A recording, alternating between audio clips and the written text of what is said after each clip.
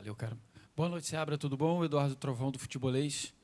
Claro, como primeira pergunta, uma análise, né, a sua avaliação do jogo, mas eu também já queria emendar a derrota para o Flamengo, a derrota hoje e já a Copa do Brasil vindo aí batendo a porta. Sim. Bom, análise do jogo, a gente sabia que das dificuldades que a gente teria inicialmente, né, o Fortaleza num momento de grande mobilização, com a chegada do Renato, treino aberto, enfim, promoção nos ingressos. Então a gente sabia que ia pegar encontrar um ambiente de grande mobilização e de um início de jogo provavelmente forte do adversário nesse sentido. E com todas as circunstâncias com as quais a gente veio para esse jogo, né? Que a proximidade do jogo do Flamengo foi um jogo que exigiu bastante da gente, e com os desfalques que nós tínhamos, né? Principalmente acabamos perdendo 3 zagueiros no mesmo jogo, né? Era muito importante que a gente iniciasse bem a partida, para que esses jogadores que estavam estreando hoje se sentissem confiantes e à vontade no jogo. E infelizmente o jogo não começou dessa forma. Acho que isso condicionou muito do que foi o início do jogo e nos custou bastante voltar para o jogo e encontrar uma forma de jogar para começar a produzir um pouco mais ofensivamente e dificultar aquele domínio, aquela presença que o Fortaleza estava tendo na nossa área constantemente. Acho que conseguimos ao longo do primeiro tempo, principalmente nos últimos 15 minutos, mais o acréscimo que teve, igualar e ter oportunidades, né? Então saiu o primeiro gol, o nosso gol, e mais algumas chances, inclusive, de sair com empate, o que seria um lucro enorme, né? Diante das dificuldades e do volume ofensivo de oportunidades que o Fortaleza criou. Voltamos para o segundo tempo, fazendo os ajustes necessários, porque tínhamos o Palácio já com cartão amarelo, né? Um jogador estreando e com cartão amarelo, idade de sub-20. Optamos por uma situação da entrada do Agustin, que é um jogador experiente e que pode jogar na posição dele muito bem, na lateral direita, e usamos o Hurtado como zagueiro pela direita. Acabamos, infelizmente, proporcionando uma situação para o Fortaleza logo no início do segundo tempo, que resultou no terceiro gol, e aí de novo é um baque, né, que se repete a história do primeiro tempo, nos custa um pouco voltar, a gente faz outros ajustes para conseguir entrar no jogo, e tivemos uma evolução ali durante o primeiro tempo, mas era uma ladeira muito grande para escalar, considerando que alguns jogadores sentiram o desgaste do jogo do Flamengo, né, e isso ainda mais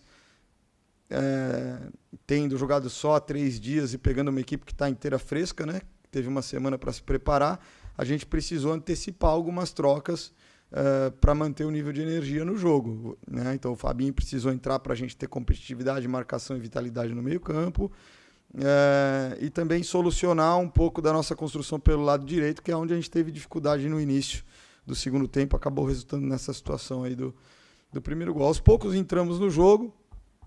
Por mais que o Fortaleza chegasse em transições e sempre tenha sido perigoso, nós começamos a nos aproximar e a criar chances, né? Teve a finalização do Gustavinho, que eu acho que o Barbosa só protegeu, o árbitro deu falta. Teve a cabeçada do Barbosa, teve a situação do pênalti, que na nossa maneira de ver é um pênalti claro. O árbitro reluta em ir para o VAR chama, ele vai no VAR e ainda assim não marca o pênalti. Depois de todas as adversidades que enfrentamos no jogo, nos permitiria ainda disputar o final do jogo para buscar um ponto. Eu acho que seria um prêmio para uma equipe que, diante de todas essas circunstâncias que foram desfavoráveis, não se entregou. Jogadores entrando para fazer zagueiro fora de posição e fazendo, né? Jogadores que, fadigados do último jogo, foram até o limite, e outros que jogaram na sua posição, jogaram o jogo inteiro e terminaram com energia alta até o final. Então, a gente sabe que foi um desempenho abaixo daquilo que a gente é capaz de fazer. A gente sabe que o desempenho do Fortaleza justifica a vitória, né? Mas, ao mesmo tempo, a gente precisa reconhecer que, numa circunstância tão desfavorável de jogo no campo, de placar, a equipe mentalmente não se entregou. E isso mostra uma força que é importante, né? Então a gente tem no primeiro turno 27 pontos, a gente tem mais 2 jogos do primeiro turno com a meta de vencer pelo menos um desses pontos e virar o primeiro turno com 30 pontos, que é uma pontuação excelente, pensando em ficar na primeira parte da tabela e almejar algo maior no final da competição. E aí tem o jogo com o Botafogo, né? A gente vem numa sequência, a gente tem enfrentado essa questão de algumas indisponibilidades de jogador por causa de lesão ou desgaste, e ao mesmo tempo a gente passou por algumas dificuldades hoje que nos permite coletar informações para tomar decisões que possam ser também mais adequadas para o desempenho do time nesse jogo contra o Botafogo. Então, a gente sabia que nos momentos do calendário mais cheio nós encontraríamos mais dificuldade do que no primeiro semestre, porque nós fomos a equipe que menos jogou, e isso nos permitiu treinar, recuperar e estar sempre fresco. Então, essa vantagem que o Fortaleza teve contra a gente hoje, nós tivemos em várias partidas no primeiro semestre. E nós vencemos e jogamos bem, assim como o Fortaleza fez hoje. Então, isso é um dado, é um fato, né? E a gente já previa que nesses momentos aí do calendário mais atribulado seria mais difícil desempenhar, mas nós íamos brigar pelos pontos, né? Então agora a gente entra com a Copa do Brasil, atravessando esses jogos do Brasileiro, mas todos os jogos têm muita importância, né? Nós precisamos, lógico, encontrar as melhores soluções em relação às tomadas de decisão de oportunizar os jogadores, né? Mas reconhecendo o nível de entrega e comprometimento que eles têm mostrado, independente de quem vai sair jogando ou não, e não negligenciar os jogos do Campeonato Brasileiro em função da Copa do Brasil. Seabra, tudo bem? Boa noite. Pedro Pinheiro, da Band.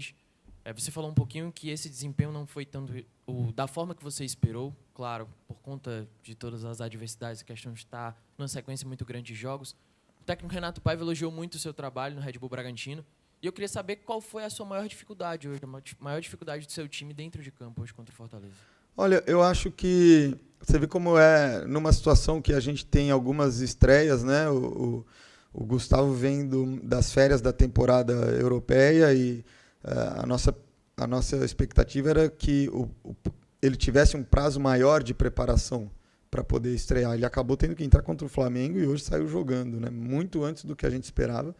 Ele passou segurança contra o Flamengo, acho que hoje também faz um bom jogo. Aí a gente tem a estreia do Palácios, que é um menino do Sub-20 do nosso clube, e a gente não tem os 3 zagueiros mais rodados à nossa disposição no jogo de hoje. Então, quando você tem tantas mudanças, principalmente na sua linha defensiva, que é a linha que é responsável pela compactação, controle da profundidade, definição defensiva dentro de área, né? Que te dá consistência para você poder competir assim em alto nível. Era muito importante que no começo do jogo a gente tivesse um bom início que desse confiança para eles, porque eles sabem jogar futebol, né? Agora você vê como é que é. No primeiro lance do jogo, o Palácio tem um choque de cabeça. Aí ele é atendido. Essa bola é jogada com um jogador a menos. Na hora que a bola vai para o lado esquerdo, ele consegue retornar. Já é o lance do escanteio, sai o gol.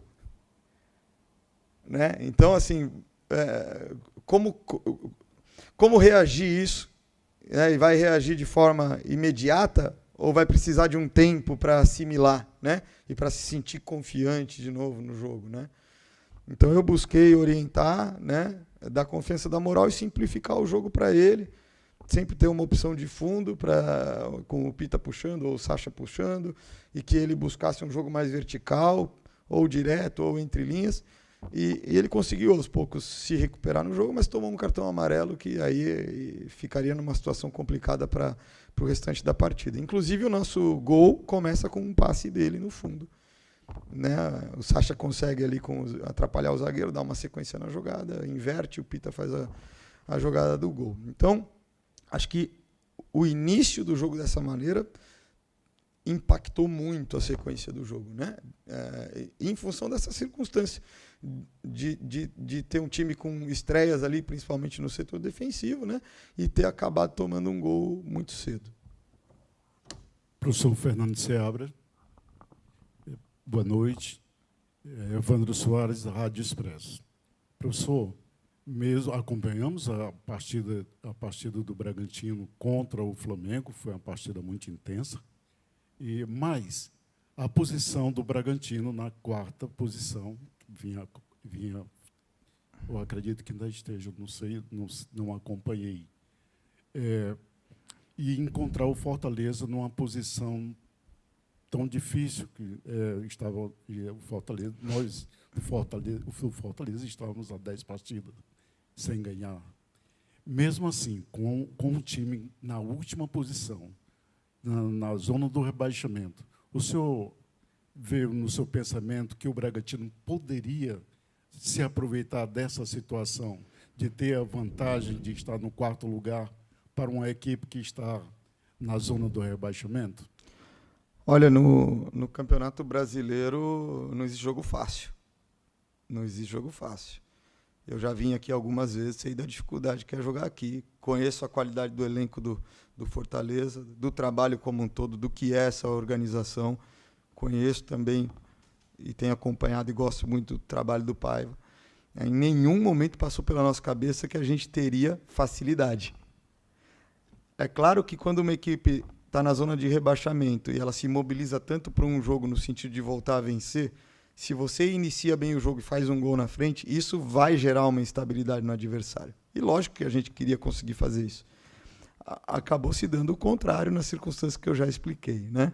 Mas também entendo que pela qualidade de elenco que o Fortaleza tem, qualidade de trabalho que já tinha e que vai continuar tendo com outras características em função das características do Paiva que chegou, que é diferente do Vojvoda.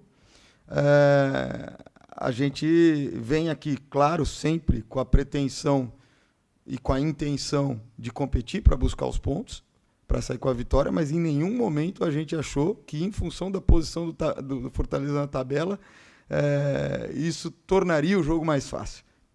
Né? Às vezes, isso, pelo contrário, torna um jogo muito mais difícil.